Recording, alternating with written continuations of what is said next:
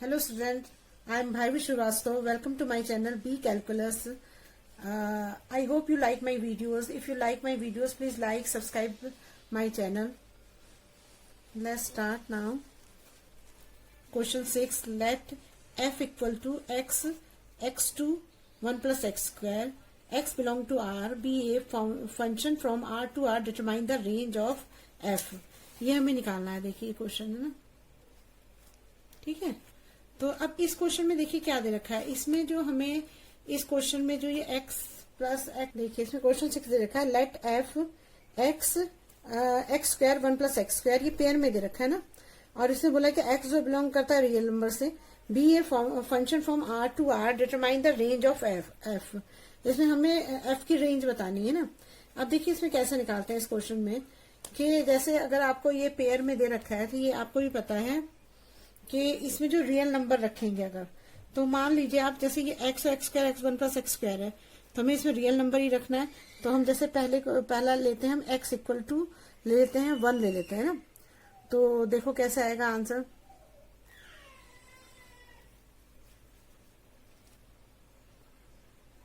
देखो हमें ये पता है कि ये हमारा x होता है, ये y होता है, तो आपको पता ही है, ये पहले ही बता चुकी क्वेश्चन में.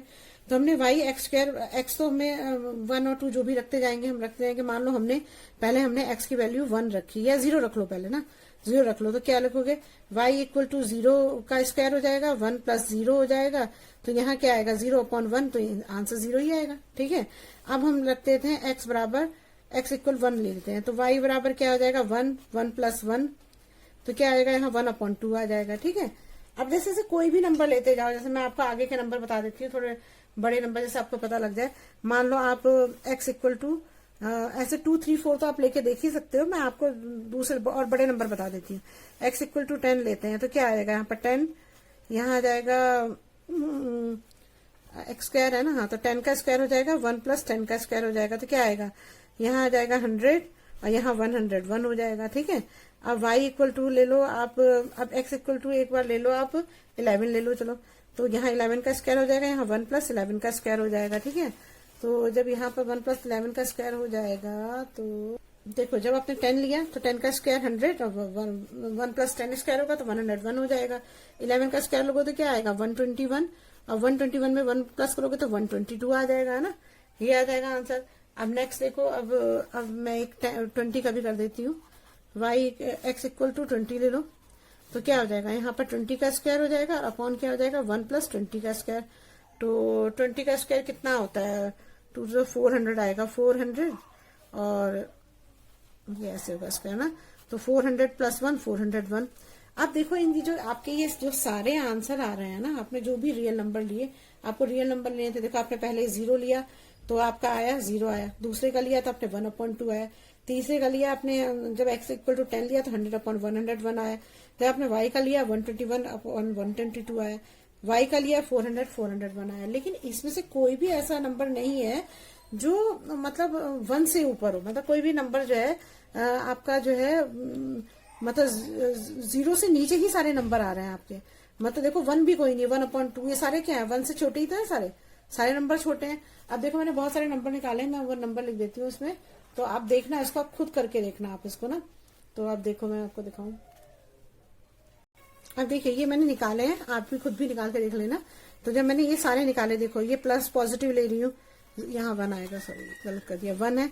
अगर 0 ले रहे हैं तो 0 आ रहा है, 1 ले रहे हैं तो 1/2 आ रहा है, 2 ले रहे हैं तो 4/5 ले रहे हैं, 3 ले रहे हैं 9/10 आ रहा है, -1 ले रहे हैं तब भी 1/2 आ रहा है, -2 ले रहे हैं तो 4/5 आ रहा है. तो ये मैंने सारे नंबर लिए, आप खुद रख के वैल्यू रख के देख लें जैसे मैंने निकाली है अभी. तो आप निकाल रहे हो तो देखो, तो इसमें देखो आपने जो ये निकाली है रेंज, तो ये कितनी आ रही है. देखो अगर देखो तो पहले में 0 आ रही है, ये 0 है, फिर 1/2 है, यही थी ना. y वाला देखते हैं ना, 4/5 है, 9/10 है, 1/2 है, और 4/5 है, 9/10 है, और 100/101 है, 122 है, और 400/401 है. लेकिन देखो इसमें किसी की भी वैल्यू ऐसी नहीं है कि जो आप कहो कि मतलब 1 से ऊपर हो, मतलब 1 से नीचे 0 है और 1 से नीचे ही है जो भी है. तो अगर हम देखें तो इसमें क्या है, इसका मतलब इसकी रेंज क्या है, अगर आप इसमें जो f की मतलब इसका वो होगा जो फंक्शन हमें निकालना, तो क्या है मतलब जब हमें ये देखना है तो इसका मतलब क्या है कि इसमें रेंज जो है 0 1 ही होगी, बस और कुछ है ही नहीं। रेंज में मतलब 0 से तो स्टार्ट हो रहा है, 0 तो होगा ही, 0 इंक्लूड है। ये देखो ये जो ब्रैकेट का आपको पता होना चाहिए क्लोज ओपन ब्रैकेट कैसे निकालते हैं। अगर ये स्क्वायर वाला लगाना है तो इसका मतलब 0 भी इंक्लूड है, और 1 के साथ हम ये वाला लगा रहे हैं, तो ये क्या होता है इस ये जो ये वाला ब्रैकेट होता है, इसका मतलब ये होता है कि 1 के अंदर मतलब 1 नहीं इंक्लूड होगा, 1 के अंदर 0 1 के बीच में जो भी नंबर आ रहा है, तो 0 तो इंक्लूड होगा लेकिन 1 इंक्लूड नहीं होगा, तो 0 से 1 के बीच में इसकी रेंज है। ये हो गया हमारा। अब नेक्स्ट क्वेश्चन करते हैं। देखिए क्वेश्चन 7 है। क्वेश्चन 7 में लिख दिया हुआ let F G R be defined respectively by F x equal to X plus 1 G X equal to 2x minus 3। तो find F plus G, F minus G and F upon G. तो इसमें क्या दे रखे हैं, इसमें जो दे रखा है हमें, उसमें बोला कि जो एफ हमें एफ और जी जो दे रखा है उसमें हमें ये इसने दे रखा है कि इसकी वैल्यू ये रखनी है, और हमें F plus G, F minus जी, एफ अपॉन जी के फॉर्म में हमें निकालना है। तो देखो कैसे निकालते हैं इसको। तो सबसे पहले हम लिख लेते हैं एफ की वैल्यू क्या दे रखी है, एफ एक्स दे रखा है हमको एक्स प्लस 1 दे रखा है ना, और जी एक्स हमें दे रखा है 2x माइनस 3 दे रखा है। ठीक है, अब हम इस वाले में निकालते हैं, पहले वाला जो दे रखा है f प्लस जी में निकालेंगे। तो f हमारा है x प्लस 1 और ये है हमारा g है हमारा 2x माइनस 3।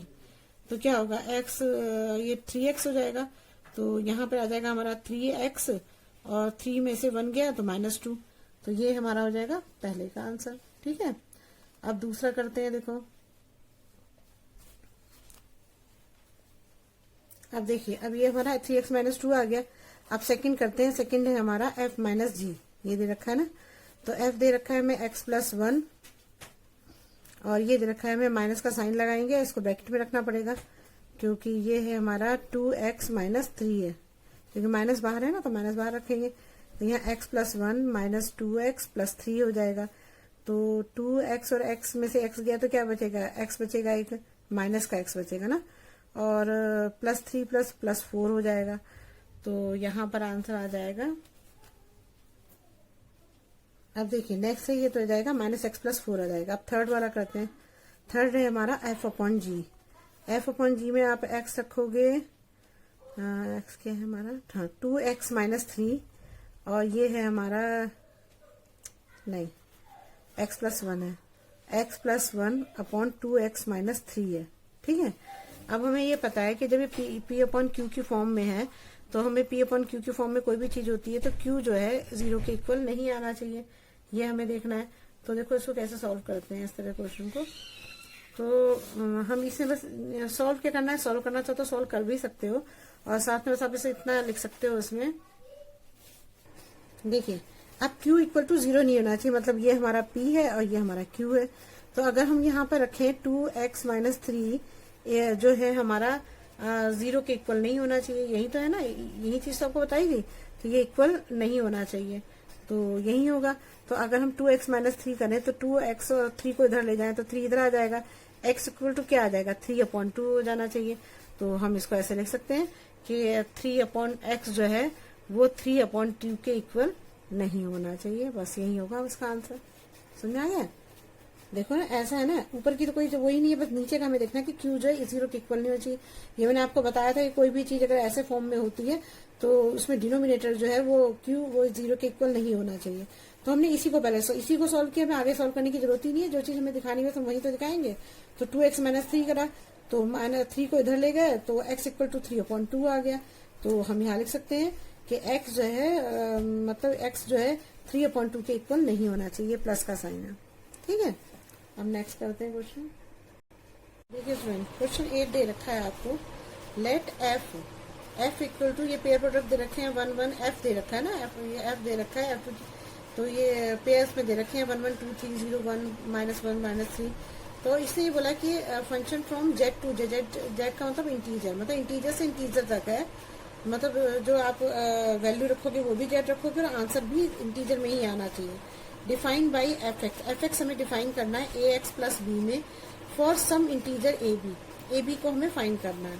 देखो अब इसे कैसे करेंगे, देखिए अब इसमें क्या करेंगे, डिटरमाइन ए बी वो डिटरमाइन करना। देखो इसमें क्या करेंगे, सबसे पहले कि हम सबसे पहले क्या करते हैं कि ये पहले वाला पेयर लेते हैं ना। तो एक चीज मैं आपको बता दूं कि जब हम रिलेशन निकालते थे तो रिलेशन में जब ये पेयर होता था 1 1, तो ये जैसे ये क्या होता था, ये x होता था, ये y होता था, ऐसे निकालते थे हम। लेकिन अब जब जब ये फंक्शन निकालते हैं तो उसमें जो पहले वाला 1 होता है वो तो हमें x की जगह यूज करना होता है, और जो दूसरा 1 होता है वो उसका आंसर होता है, जो हम आंसर निकालते हैं।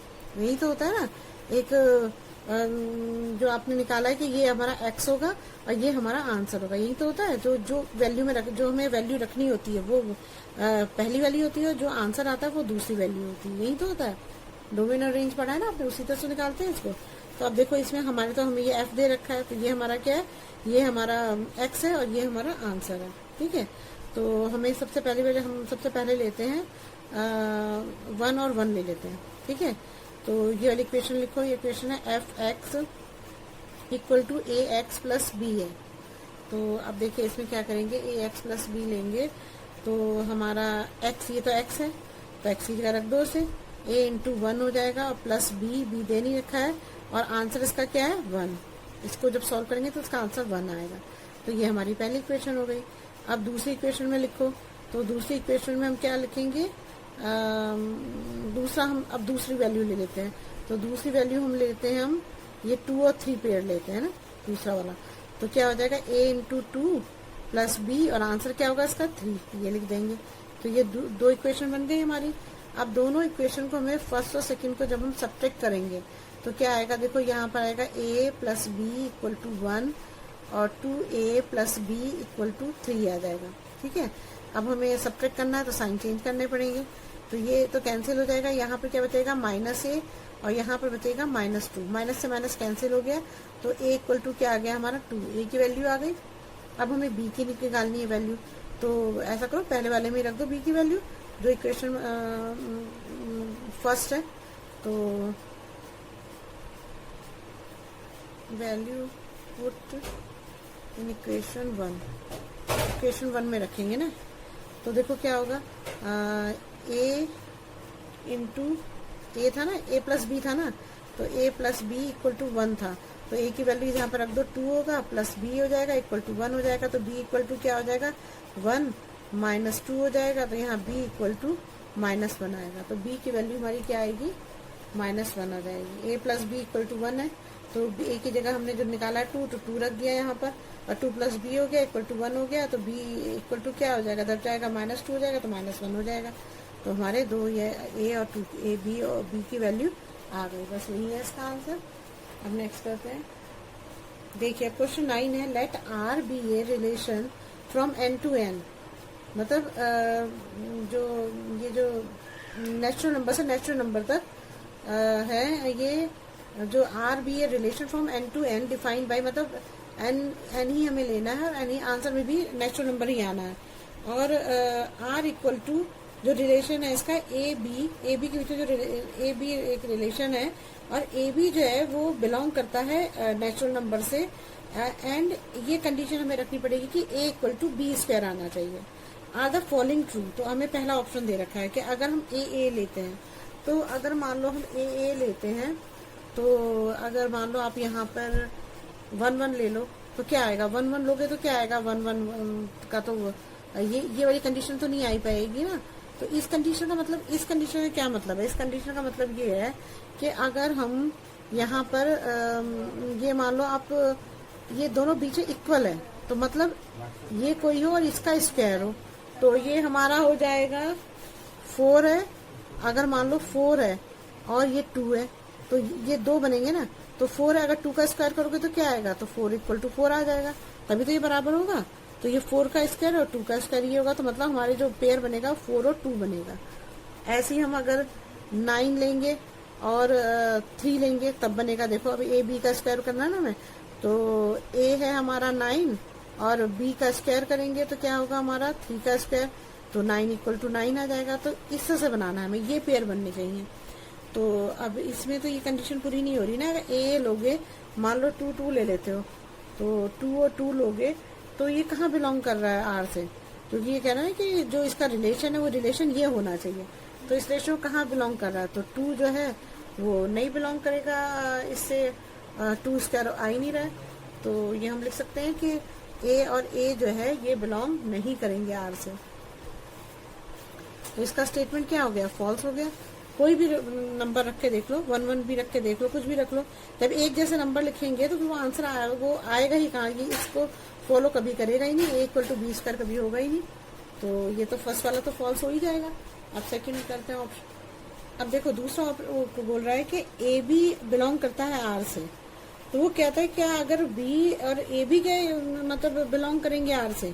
अब देखो मान लो हमने ए, जैसा हम जो पहली वाली कंडीशन जो हमें ए इक्वल टू बी स्क्वायर दे रखा है, अगर हम उस हिसाब से लेंगे तो हम मान लो एक ये ले सकते हैं 4 और 2 ले सकते हैं ना, 4 और 2 ले तो क्या होगा, 4 का मतलब हो जाएगा हमारा 4 और यहाँ हो जाएगा 2 का स्क्वायर, तो यही है ना ए इक्वल टू बी स्क्वायर है ना, तो क्या होगा 4 इक्वल टू 4 हो जाएगा, तो ये 4 2 ले सकते हैं हम, 4 2 ले सकते हैं, या 3 9 मैंने बोला था, या कुछ भी कोई दूसरा ले लो, जैसे 16 ले लो, 16 ले लो और इधर ले लो 4, ये भी ले सकते हो। तो 16 और 4 क्या होगा, अगर यहाँ 16 लोगे और इसका 4 का स्क्वायर करोगे तभी तो 16 इंटू 16 आएगा, तो क्या आएगा, तो ये ए इक्वल टू बी स्क्वायर हो गया नहीं हो गया, तो ये ले लो, कुछ भी ले लो जिससे लोगे, तो अगर आप इसको ये लेते हो तो ये हमारा ए बी हो गया, ठीक है। और अब अगर हम बी ए में लेना चाहें इसको, तो ये तो बिलोंग कर रहा है आर से, लेकिन जब हम बी ए लेना चाहेंगे, बी ए का मतलब 2 आगे चला जाए, मतलब इसकी पोजीशन चेंज हो जाए, तो 2 4 हो जाएगा, तो 2 4 हो सकता है क्या, देखो अगर 2 4 करोगे आप 2, तो ये ए इक्वल टू बी स्क्वायर है, तो यहाँ तो 4 का स्क्वायर तो मतलब 2 ये हो गया, 4 से 4 4 जा 16, तो ये कहाँ हुआ बराबर, बराबर तो हो ही नहीं पाया, ए इक्वल टू बी स्क्वायर है ना, बराबर है ना, तो बराबर कहाँ हो पा रहा, बराबर तो नहीं हो पा रहा, तो ये तो नहीं बिलोंग कर रहा है। तो और अगर हम यहाँ ले लें, अगर 16 है तो 4 और 16 ले लो, तो क्या हो जाएगा, 4 और 16 ले लो, तो क्या होगा यहाँ पर 4 equal to a equal to b square है ना, तो 16 का स्क्वायर करोगे तो कितना बड़ा नंबर आ जाएगा, तो ये भी बिलोंग नहीं कर रहा है, तो ये दोनों ही बिलोंग नहीं कर रहे हैं, मतलब अगर इसकी पोजीशन को चेंज किया जाए तो ये इक्वल नहीं होंगे, गलत है ये, तो यहाँ भी इसका स्टेटमेंट भी क्या आएगा, फॉल्स है ये। अब नेक्स्ट आते हैं थर्ड में, देखो थर्ड में क्या दे रखा है, थर्ड क्वेश्चन में दे रखा है कि अगर ए बी बिलोंग करता है आर से और बी सी बिलोंग करता है आर से, तो implies a c belong to R. तो अगर मान लो आपके ए बी हमने ले लिया है, ए बी लेते हैं हम 16 और, अब देखो हम ए बी ले लेते हैं, ए और बी ले लेते हैं हम, 16 ले लेते हैं और ये ले लेते हैं हम 4, तो देखो ये 16 और 4 तो कर रहे हैं ना, इसको बिलोंग ए नहीं 4 16 लेना पड़ेगा ना, 16 4, हाँ नहीं सही है, ठीक है ठीक है, तो ए इक्वल टू बी स्क्वायर होगा ना, तो 16 हो जाएगा, 4 का स्क्वायर तो 16 इक्वल 16 हो जाएगा, तो ये सही है, ठीक है, तो ये हमारा बिलोंग कर रहा है आर से ना, तो ये बिलोंग कर रहा है आर से। अब हमें लेना है बी सी, तो बी तो 4 हो गई, और बी सी लेते हैं तो ये हमारा 4 हो जाएगा, और सी ले लेते हैं हम 2, तभी तो आएगा हमारा आंसर, तो ये तो हमें खुद लेना है ना, तो b a equal to b square होना चाहिए, तो बी हमारा 4 है और ये 2 का स्क्वायर हो जाएगा, तो 4 इक्वल टू 4 सही है, ये भी सही है, तो ये भी बिलोंग कर रहा है आर से। अब वो ये कह रहा है कि अब इस कंडीशन में क्या ये दोनों भी ए और सी भी क्या बिलोंग करेंगे आर से, तो ए है हमारा 16 और सी है हमारा 2, तो अब देखो क्या ये बिलोंग कर रहे हैं, यहाँ रख के देखो ए इक्वल टू बी स्क्वायर है, अगर ए 16 है और 2 का स्क्वायर करोगे तो क्या आएगा, 16 इक्वल टू 4 आएगा, ये तो ना बिलोंग कर रहा है, बराबर कहाँ आ रहा है, इक्वल नहीं आ रहा है, तो यहाँ पर भी आंसर क्या आएगा, ये बिलोंग नहीं कर रहा है ना, तो यहाँ लिखेंगे फॉल्स, ये हो गया आपका आंसर।